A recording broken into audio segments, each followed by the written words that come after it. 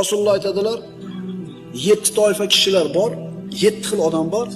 Alloh taolo mana shu kishilarni hech qanday soya bo'lmaydigan kunda o'zining soyasi bilan yoki arshning soyasi bilan soyalantiradi. Odil boshliq, odil podshoh, odil rahbar. Ikkinchisi, Robbisining ibodati bilan ulg'aygan yigit. Shu yigitlik davrida gunoh ma'siyatdan uzoq bo'lib, ibodatda ulg'aygan yigit Allohning arshini soyasida turadigan ikkinchi odam deb aytilyapti. Harakat qilmaymizmi shu narsaga? Yana bir kishi, uchinchi odam, qalbi masjidlarga bog'langan kishi. Masjidni yaxshi ko'radi, masjidga yuguraveradi.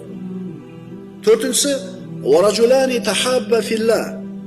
Alloh uchun birlashgan ikkita odam. Alloh uchun bir-birini do'st tutgan, Alloh uchun birlashgan va Alloh uchun ajrashadi. Keyingisi, mansablik, nasl-nasablik, chiroyli bir ayol zinoga taklif qilgan paytda men Allohdan qo'rqaman deb o'zini tiygan erkak. Keyingisi, sadaqa qilgan odamki, maxfiy qilgan. Chop qo'li qilgan sadaqasini o'ng qo'liga bildirmaydigan.